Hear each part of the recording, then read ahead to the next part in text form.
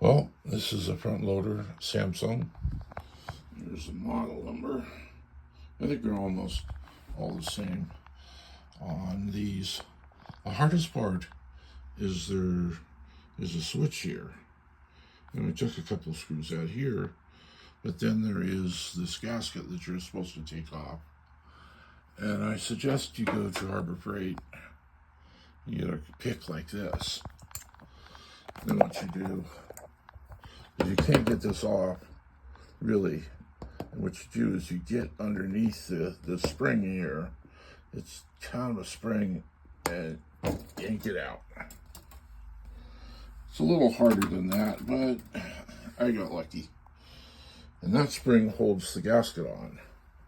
You might have to do some real digging to do it your way, but it's stuck in this groove here.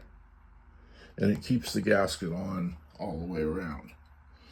And on the spring, I've noticed, or should I say the spring assembly, the spring goes over in this area over here, just below that screw. It goes in there, and that gives it enough room to disappear in here. Okay, now here's the other part.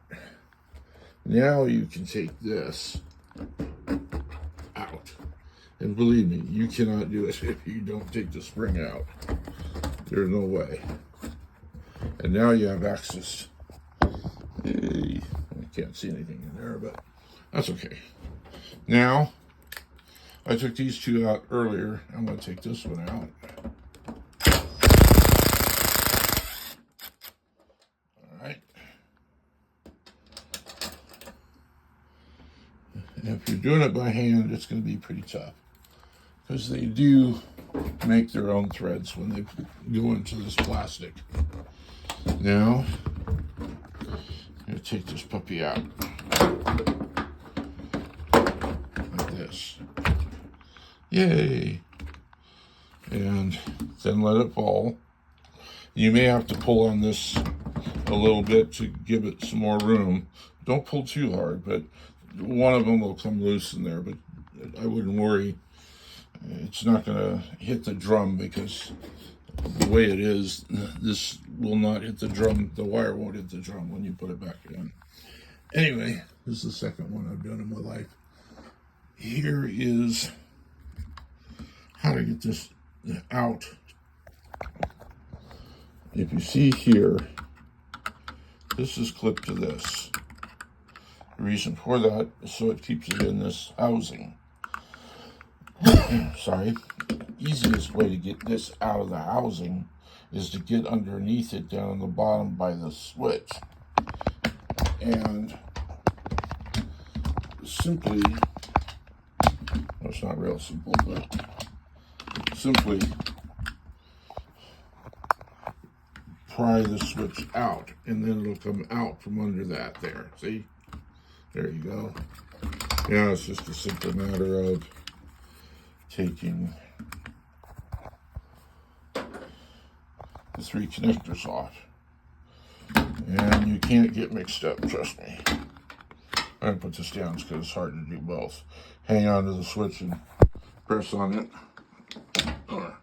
Pull that one loose and that one loose.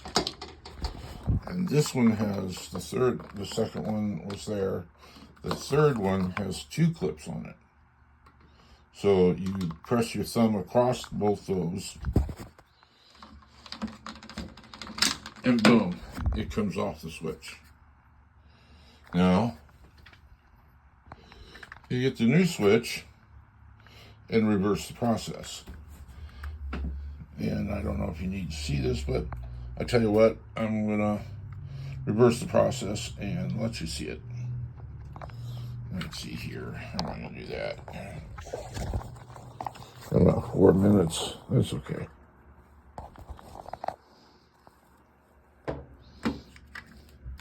So,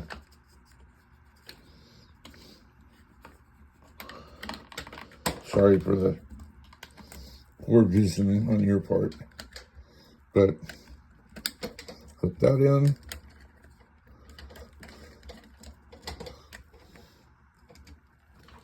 here, I'll show you. Now click this one in. You heard it go click. And the very last one, not very hard to do. Unless you're not trying to hold on to it.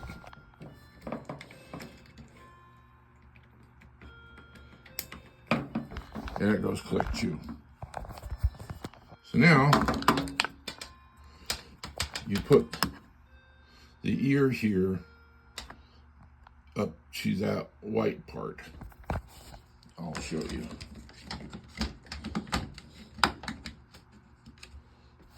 Okay, the ear is underneath the white part there.